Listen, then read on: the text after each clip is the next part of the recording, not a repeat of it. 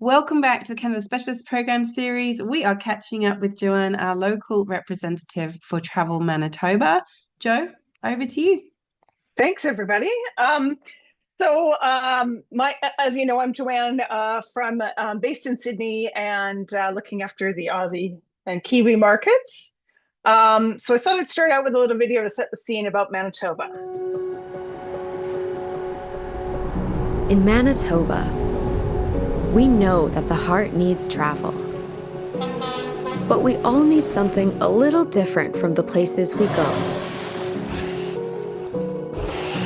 So when your heart needs quiet, follow it to the middle of Canada and the peaceful moments you can only find here.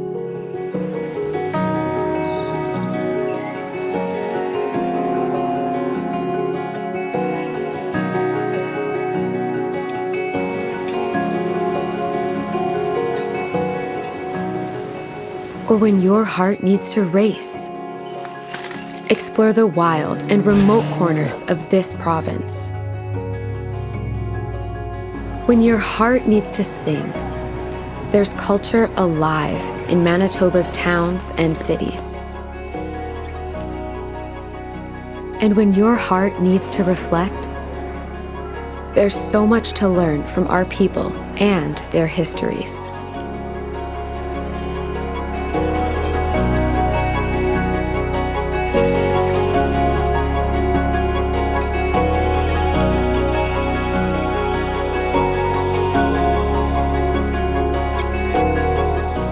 Whatever your heart needs, Canada's heart is calling.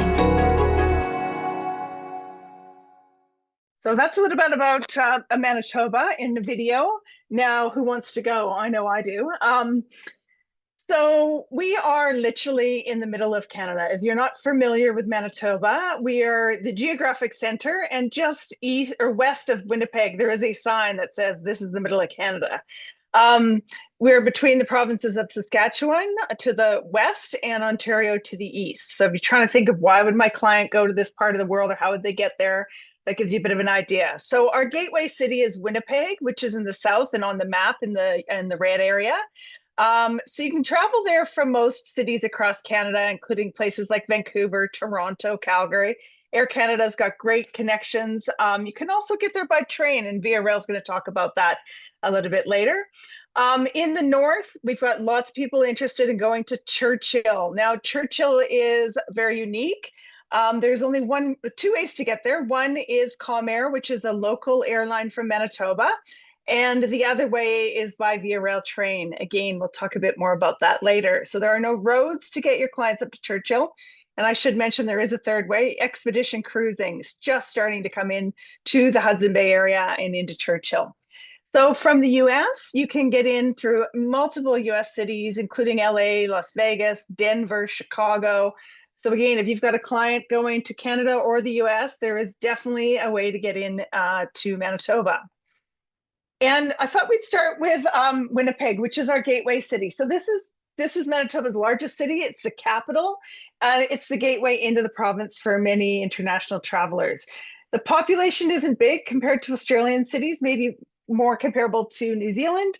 850,000 people in a total population across the province of 1.5 million. Winnipeg's a great four-season destination. There's a lot of things I really love about the city. I'm a sports person watching lots of the FIFA World Cup. Winnipeg has got an NHL team, so ice hockey, Winnipeg Jets. They've got a CFL, Canadian Football League, or gridiron team, Winnipeg Blue Bombers. There's so many arts and culture and festivals going on in this part of the world. There's music festivals. There are cultural festivals, lots of things to see and do. And I also think that the culinary scene here is outstanding. For a place that's 850,000 in population, 3 of the top 100 restaurants in Canada are in Winnipeg, not to mention the others as well. So this is my favorite part about Winnipeg. As I said, I love my sports. Now we're watching all of these FIFA World Cup games and the Norwegian fans and the Dutch fans, but I tell you what, the fans in Manitoba, they are next level crazy. Ask Nathan to see a photo of him going to a game. So top one are the Winnipeg Jets fans, usually dressed in white. They call it a whiteout when they're around cheering on their team. The bottom one, I mean, they could pass as Norwegian fans, I guess. This is the Canadian Gridiron game at the Winnipeg Blue Bombers. And again, fans are next level. So I know Aussies love to go to a game and submerge themselves in local culture. Well, this is it, right in Winnipeg. Some of the other things, culturally speaking, we've got one of the most incredible art galleries with the largest collection of Inuit sculptures in the world, and that's on the bottom there. And the Human Rights Museum, which is the only national museum outside of Ottawa in Canada, and is also award-winning architectural site and an incredible place to visit. And I'd be remiss if I didn't talk about the Assiniboine Park and your opportunity to see a polar bear up close and personal, like these folks are seeing in that photo there. As I said, Winnipeg is pretty outstanding for food. I've had some agents in the last few weeks asking me for my lists of food for different parts of Canada. Tourism Winnipeg has a really cool blog on their website called the Peg Grub. So the Peg is the nickname for Winnipeg, and it's all about the different things that are coming up and new places to eat, new cocktails, et cetera, et cetera. So check that out if you've got foodie clients going to the area. Outside of Winnipeg, there's an area called Clear Lake Country, and that on my map here is that green area. So this is Riding Mountain National Park, our only national park in Manitoba. 3-hour drive to the east of Winnipeg. You can get there by train as well, Josephine mentioned that, or by car. So Riding Mountain, why would your clients go to this part of the world? Well, we'll call it the Big Five. I know it's not Africa and the Big Five, but Manitoba's got their own Big Five. So in this national park, you will see bison, you may see moose, and you may see black bears. It's also an incredible place, both summer and winter, whether you're in a kayak paddling, on doing water sports, or you're out snowshoeing, ice skating on the big lake there, or there's a Norwegian spa and hotel nearby. So it's got a little bit of everything for the outdoor person and the person ticking wildlife off their bucket list in Canada. So you go to Riding Mountain National Park, you see those 3 big mammals, and then you head up to Churchill up in the north, and you tick off the other 2. So that would be polar bears and beluga whales. And now you've seen the Big Five of Manitoba. So a few things about Churchill. It's definitely a remote town. The population is no more than 900 year-round, but the polar bear population, they say, could be up to 1,200. So there's more polar bears in the region than there are people. As I mentioned earlier, there's no road access to Churchill, so you're either coming in by plane or train or expedition cruise. It is a stunning place. It is the last frontier type place. So polar bear capital of the world. There are a couple of seasons to see polar bears. I'll mention that in a minute. In the summer months, 60,000, and that is correct, 60,000 beluga whales coming into Hudson Bay. It is something else. 300 nights of the year, we're seeing the aurora. We are in the aurora circle. The nights you aren't seeing the aurora, or when it's too light, like the June, July time when it's the 24-hour sunlight. So once it starts getting darker again, the chances are of seeing aurora are pretty high with a clear sky. So the different seasons in Churchill, I'll start with fall, which is sort of that September, November. We'll call it October, November. This is peak polar bear season. So we'll call it mid-October to the end of November. So people going for the polar bear experience, they're out on the tundra, the frozen lake. They are seeing bears up close and personal. They could see other Arctic wildlife, northern lights, and fall colors depending on the time. So that's what we call peak season in Churchill. Then we've got summer. So this is the July, August, even a little bit into September. Let's call it the 15th of September. Polar bears are out at this time of year. They call them lazy bears because they don't hibernate, but they are lying around on the shoreline trying to conserve energy before they go out on the ice to go hunting in the winter. So polar bears, beluga whales, those 60,000 whales in the bay, other Arctic wildlife, sometimes the fox, caribou, and the northern lights again once it gets darker. So sort of that mid-August onwards. So that's what we call summer. The weather, I've been there in August. Nathan and I are lucky enough to be going this August with a group of people. I was wearing a t-shirt and shorts. It was 23 degrees at the end of August when I went last time. So it's not always frozen over. And then the other season that they're starting to talk about is winter. So this is the February, March, and really the best time to see Northern Lights. But the problem is for your wildlife lovers, it's not when you'll see polar bears or beluga whales. So you may see caribou, you may see Arctic fox, but you're really there for Northern Lights. So those photographers, you can do dog sledding as well at that time, snowshoeing, maybe fat tire biking, but there are no polar bears. So that's our seasons. This is a polar bear in summer months. So that's fireweed in the background, very common, like I said, walking along the shore. So you're probably going to be in a boat or maybe in a vehicle on the road outside of Churchill if you're seeing a polar bear in this environment. And sorry, there we go. And this is the beluga whales. So they look like little bits of rice from up above. So to see the beluga whales, you're either out on a boat, you're out on a stand-up paddleboard or a kayak out in the water of the Hudson Bay. And let me tell you, it is an unbelievable experience. I've done it. I know Nathan's done it. I think Josephine's probably done it as well. So we can all attest to the fact that it's pretty cool.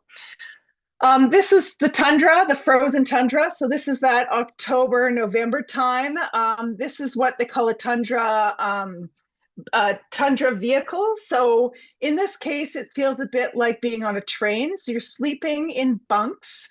And you're out there for the whole time you're on your excursion. So some people stay in Churchill in a hotel. Other people choose to stay out on a tundra vehicle. So they eat out here, they sleep out here, they look at Northern Lights and polar bears. And what's the beauty of this is the polar bears come right up close and personal, like you saw in the video, right up to the vehicle. That doesn't happen in the town. We definitely don't want the polar bears coming up to your window in the town, because people are wandering around in the town as well. So this Frontiers North is a company that does this experience. And then we've got another company called Churchill Wild. So their lodges are remote from Churchill, so another plane ride away. They're more high-end luxury lodges, but the guests are seeing the polar bears on foot. So they're with a guide. It is safe.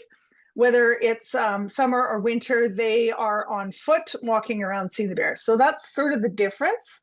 And I can definitely talk more about that at another time. I'm just going to jump through this because I'm running out of my time at the moment. But expedition cruises. So right now, Silversea do come in the summer to do their cruise. We have Atlas Ocean Voyages as well. But most importantly, for our market, Scenic is going to be in 27 and 28, bringing Scenic Eclipse in.